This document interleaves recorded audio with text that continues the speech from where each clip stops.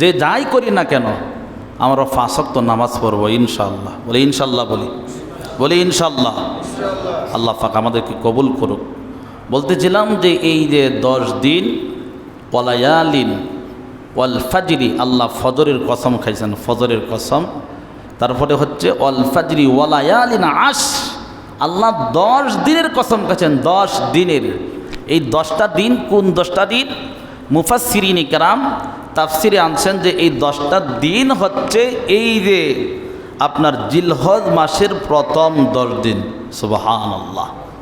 এই জিলহজ মাসের প্রথম 10 দিন, এই 10 দিনের কি ফজিলত, কি ফজিলত আছে।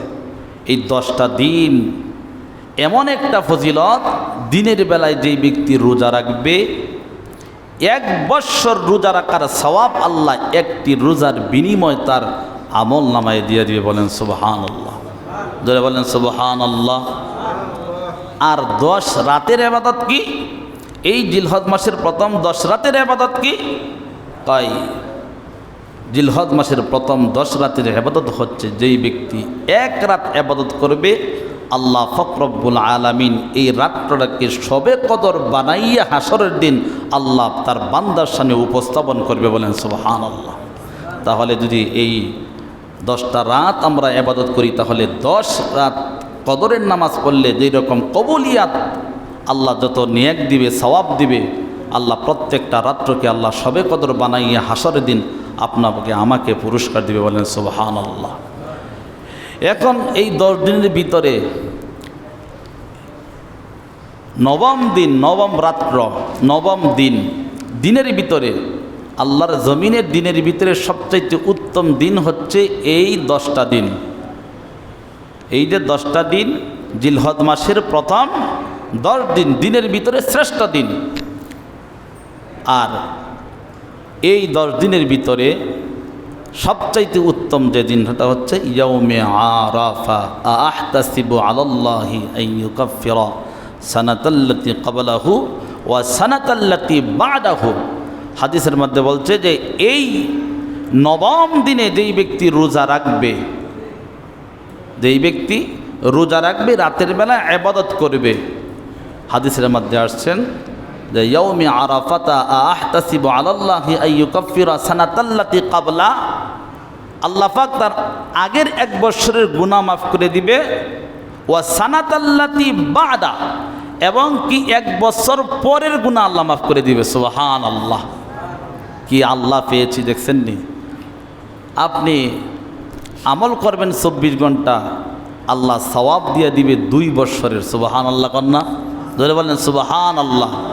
এই যে আমল, এত গুরুত্বপূর্ণ একটি আমল, আমরা যদি এই আমল ইচ্ছা করে অলসতা করে ছেড়ে দেই, তাহলে হাসরের দিন নির্বুদ্ধের চিহ্ন নিয়ে কপালে হাসরের দিন উঠতে হবে। কথা বলেন ঠিক কিনা? কারণ এই সুযোগ শুধু আখিরি নবীর উম্মতের জন্য আল্লাহ দিয়েছেন। আরেকটা হচ্ছে আমল হচ্ছে আমরা যারা কুরবানি করব, হাদিসের মধ্যে আসছে, মুসলিম শরীফের হাদিসের মধ্যে আসছে, সংক্ষিপ্ত তর্জমাটা শুধু আমি বলতেছি।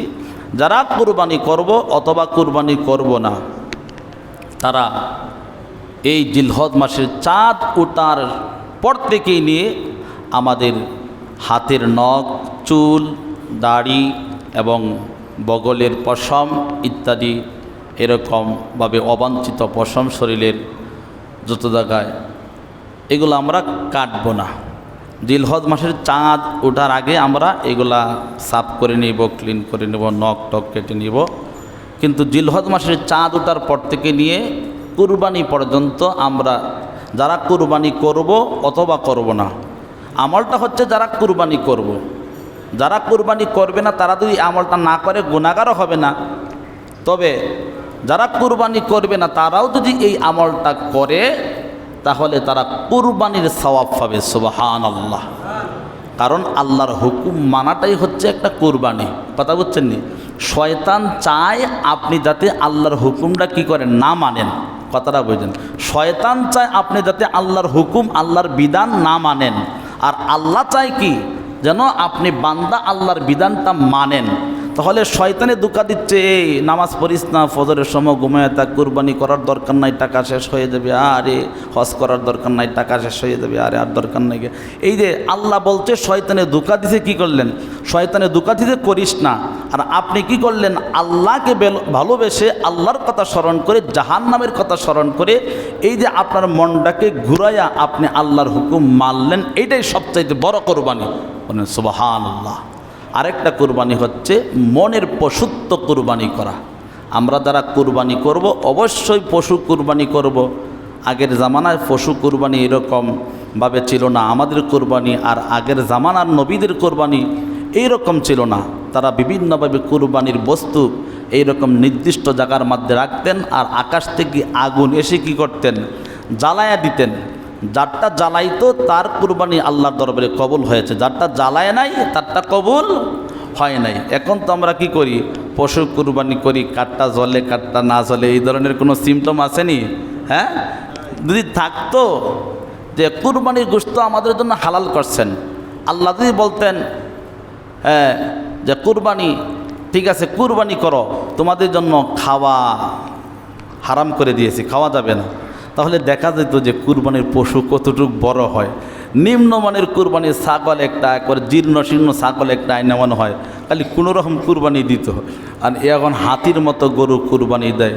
মানুষকে দেখানোর জন্য যদি না হয় তাও তো ভালোই, আর যদি মানুষকে দেখানোর জন্য হয় তাহলে হাতির মতো গরু কুরবানি দিলে কোনো লাভ হবে? কোনো লাভ হবে না। তো বলতেছেন যে কুরবানিটা সকল নবীদের বেলায় কুরবানি ছিল বিভিন্নভাবে। অতলু আলাইহিম নাবা আবনাই আদম বিল হক। আল্লাহর নবীকে আল্লাহ বলতেন, হে নবী, আদম নবীর ঘটনা আপনি জানায় দেন। আমাদের নবীকে আল্লাহ বলতেছেন যে হে নবী, আপনি আদম আলাইহিস সালাতু ওয়াস সালামের ছেলে হাবিল এবং কাবিল যে কুরবানি করেছেন, ওই কুরবানির ঘটনাটা, বিধানটা আপনার উম্মতকে আপনি জানায় দেন। ওয়াতলু আলাইহিম নাবা আবনাই আদম বিল হক ইদ কাররাবা কুরবানান ফাতাকুব্বিলা মিন আহাদিহিমা ওয়া লাম ইয়াতাকাব্বাল মিনাল আখার ক্বালা লা আকতুলান্না ক্বালা ইন্নামা ইয়াতাকাব্বালুল্লাহু মিনাল মুত্তাকিন। তারা কুরবানি করেছিল দুই ভাই, হাবিল এবং কাবিল। হাবিলের কুরবানি কবুল হয়েছে, কাবিলের কুরবানি কি হয় নাই? কবুল হয় নাই। কেন কবুল হয় নাই? কাবিলের কুরবানি আল্লাহর জন্য হয়েছিল না, কাবিলে জোর করে তার বোনকে বিবাহ করতে চেয়েছিল। এই বিবাহ করতে যাইয়া ঝগড়া শুরু হয়েছে। পৃথিবীতে সর্বপ্রথম ঝগড়াতে হয়েছে, সেই ঝগড়াটা হচ্ছে হাবিল এবং কাবিল। এবং কি এই ঝগড়া সংক্রান্ত একটা নারী নিয়ে, আজকেও সেই নারী নিয়ে ঝগড়া আছে না নাই?